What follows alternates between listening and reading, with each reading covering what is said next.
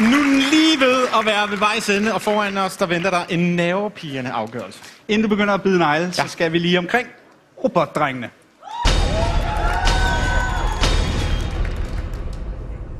Første gang jeg så Nick og Jeb, så gav jeg dem ikke en chance. De kom ind og lignede nogle idioter. Hold kæft, sikkert på bundenrøv. De havde en mærkelig, selvhøjtidlig, ironisk distance til det hele. Men så begyndte de at danse.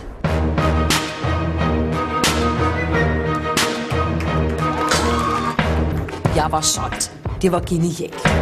Ej, hvor er det godt! Her havde vi nogle semifinalister. Færdig bedste. Hvad de kom med, var jo robotdrengene. Og for satan, hvor var det godt. Jeg troede, de var robotter.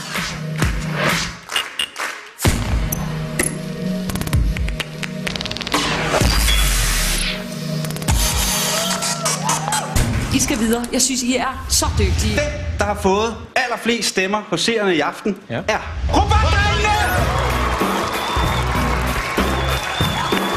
Nu er det jo hjem og brygge et nyt show.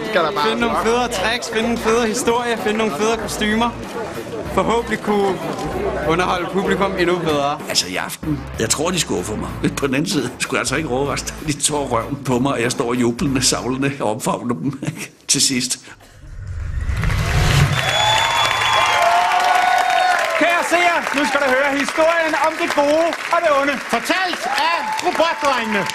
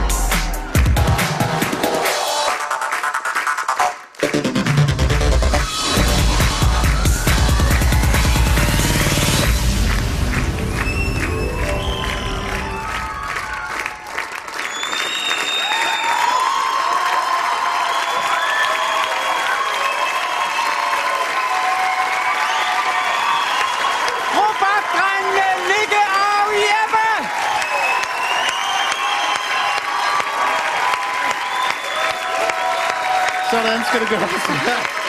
Fantastisk. Helt fantastisk. Puha! Aalbæk! Det var jo kampen mellem det gode og det onde. Hvis side er du på? Kan I huske, hvad det sidste? Det var, jeg vislede til jer op på scenen. Hvad sagde jeg? Så er der krig. Så er der krig.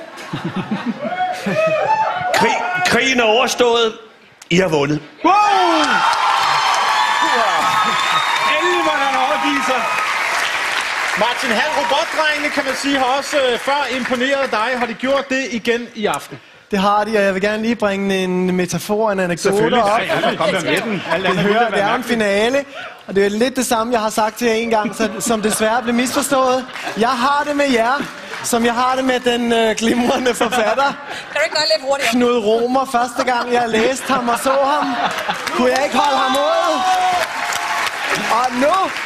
Og nu elsker jeg ham. Jeg vil ikke undvære ham for dronningen. Jeg har det på samme måde med jer. Sagt med Peter Aalbæks flade dansk. Det er kraftedeme godt. Tak. Julie, sidste akt på scenen i aften. Hvad har du at sige til Jeppe og Nick? Ja.